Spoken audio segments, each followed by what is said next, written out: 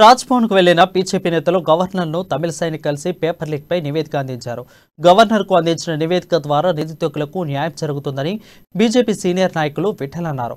తక్షణమే TSPSC paper లీక్పై సమగ్ర విచారణ జరిపించాలంటున్న విఠల్తో మా ప్రతినిధి Sriram face to face. Bandi Sanjay గారి నాయకత్వంలో ఉన్నటువంటి గ్రూప్ ఆఫ్ పీపుల్కి మా నాయకత్వం చెప్పింది ఏంటంటే, గవర్నర్ గారు అపాయింట్మెంట్ తీసుకొని ఇక్కడ జరుగుతున్న వాస్తవాలు గవర్నర్ గారి దృష్టికి తీసుకెళ్ళండి, ఏం జరుగుతుంది, ఎట్లా చేస్తే బాగుంటుందని ఉద్దేశించి మేము మెమోరాండం ఇవ్వడం జరిగింది. అందులో ప్రధానంగా హైకోర్టు సిట్టింగ్ చేసి ఎంక్వైరీ చేస్తే న్యాయం జరుగుతుంది. రెండోది, నష్టపోయినటువంటి విద్యార్థులకు దాదాపు ₹1,00,000 నష్టపరిహారం. ఒక్కొక్క విద్యార్థి ఈ సంవత్సర కాలంలో లక్షలు ఖర్చు పెట్టాడు కాబట్టి మళ్ళీ వారి యొక్క పారితోషిక నష్టపరిహారం ఇస్తే మళ్ళీ వాళ్ళు చదువుకోవడానికి ఆస్కారం ఉంటుంది. రెండోది. మూడోది ఏంటంటే, ఇది నైతిక బాధ్యత ఎవరిది? దాదాపు 6 పేపర్లు లీక్ అయినాయి. ఈ నైతిక బాధ్యత ఎవరు తీసుకుంటారు అనేది కూడా మరి రాష్ట్ర ప్రభుత్వం, ముఖ్యమంత్రి గారు వాళ్ళు చర్చించుకొని, మరి గవర్నర్ గారికి అధికారం ఉంది. ఇది రాజ్యాంగబద్ధ సంస్థ కాబట్టి గవర్నర్ గారు రిపోర్ట్స్ తెప్పించుకోవచ్చు, వాళ్ళపైన తదుపరి యాక్షన్లు ఏముండాలని వారు నిర్ణయించుకోవచ్చు. కాబట్టి ఇది రాజ్యాంగబద్ధ సంస్థ కాబట్టి గవర్నర్ గారికి అధికారం ఉంటుంది. ఆర్టికల్ 350 నుంచి 23 వరకు గవర్నర్ కెన్ ఇంటర్ఫియర్. వాళ్ళతో మాట్లాడి మరి ఏం ఫర్దర్గా లీగల్గా ఏం చేస్తే బాగుంటుందని గవర్నర్ గారు డిసైడ్ చేసుకుంటారు.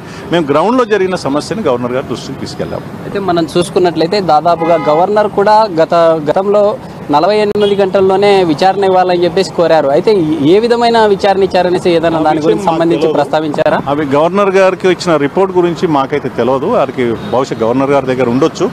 అంటే బయట ప్రజలు ఏమనుకుంటున్నారు, నిరుద్యోగులు ఏమనుకుంటున్నారు, ప్రజలు ఎట్లా అధ్వానమైన అవస్థ పడుతున్నారు, వాళ్ళ సమస్యలు ఏందని మేము గవర్నర్ గారి దృష్టికి తీసుకెళ్ళాం. తప్పకుండా గవర్నర్ చట్టబద్ధంగా, న్యాయబద్ధంగా, రాజ్యాంగబద్ధంగా వాళ్ళకున్నటువంటి పరిమితిలో ఏదైతే డ్యూటీస్ ఉంటాయో దాన్ని తప్పకుండా చర్యలు తీసుకుంటామని చెప్పింది. ఫర్దర్గా చూసుకున్నట్లయితే ఈరోజు కరీంనగర్లో కూడా ఒక యువకుడు సూసైడ్ నోట్ని రాసి, అసలు చాలా బాధాకరమైన విషయం. ఇటువంటి సమస్యలను కూడా మీరు ప్రస్తావించారా? విద్యార్థులు, అసలు నిరుపేదలు కూడా ఎక్కువ స్థాయిలో ఈ కోచింగ్ సెంటర్లు, అసలు ఏమి లేని వాళ్ళు కూడా ఈ కోచింగ్ వెళ్ళి లేదా ఓన్గా ప్రిపేర్ అయ్యి సంవత్సరాలు గడుస్తున్న కుటుంబానికి దూరమైన పరిస్థితులు. ఇటువంటి సందర్భాలు, ఈ సన్నివేశాలన్నీ గవర్నర్తో మీరు ప్రస్తావించారా? గవర్నర్ నిరుద్యోగులు ఏమనుకుంటున్నారో విషయం, వాళ్ళ బాధలు, వాళ్ళ వెదలు, తెలంగాణ రాష్ట్రం వచ్చినప్పుడు ఎట్లయితే విద్యార్థులు చనిపోయారో, తెలంగాణ రాష్ట్రం కోసం ఎట్లయితే పోరాడారో, వచ్చిన తెలంగాణలో టీఎస్పీఎస్ ద్వారా న్యాయం జరుగుతుంది అని అనుకున్నారు. ఇప్పుడు ఈ సమస్యలు ఎందుకు వచ్చినాయి? మరి వారికి గ్రౌండ్ వాళ్ళకు కూడా తెలుసు, చాలా విషయాలు చెప్పారు. పిల్లలకు అన్యాయం జరుగుతూ ఉంది, సూసైడ్ చేసుకోవద్దని మీరు అపీల్ చేయండి, నేను కూడా చెప్తాను, మా న్యాయపరంగా దీని పరిష్కార మార్గం చూద్దామని చెప్పి వాళ్ళు కూడా చాలా సానుకూలంగా సమస్యలు విన్నారు. మరి డెఫినెట్గా ఏదో రూపంలో న్యాయం జరుగుతుందని నిరుద్యోగులను నేను ఆశిస్తున్నాను.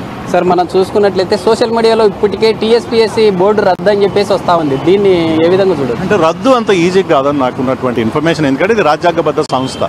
ఊరికే ఒక జీవో ఇచ్చేసి క్యాన్సిల్ చేయడానికి వీల్లేదు. అది ప్రాసెస్ ఉంటుంది. గవర్నర్ గారు చెప్పడం, రాష్ట్రపతి గారు చెప్పడం, రాష్ట్ర సిట్టింగ్ జడ్జి తోటి ఎంక్వైరీ చేయించడం చాలా బిగ్ ప్రాసెస్. ఒకవేళ నైతిక బాధ్యత వహించి వాళ్ళే రాజీనామా చేయడానికి ముందుకు వస్తే అది ఈజీగా, అంటే ఒక రాజీనామా చేస్తారు కాబట్టి ఇంకో కమిషన్ రావడానికి కష్టం ఉంటుంది. సార్, రాష్ట్ర వ్యాప్తంగా చూసుకున్నట్లయితే విద్యార్థులు కూడా తీవ్ర స్థాయిలో మండిపడుతున్న పరిస్థితులు. ఎందుకంటే దీంట్లో రాజకీయ కోణాలు, అధికారంలో ఉన్నటువంటి పార్టీ వర్గాలు ఉన్నాయని చెప్పేసి చెప్తా ఉన్నారు. అదే కదా ఇప్పుడు ఎంక్వైరీ, అందుకే మేము సిట్టింగ్ జడ్జి అడిగినాం. ఎంక్వైరీ చేస్తే అన్ని విషయాలు బయటకు వస్తాయి, వాస్తవాలు తెలుస్తాయి. నిజమైనటువంటి పేద విద్యార్థులకి, నిరుద్యోగులకు న్యాయం జరగాలని మా ఆకాంక్ష. బీజేపీ తరఫున మేము అదే కోరాం.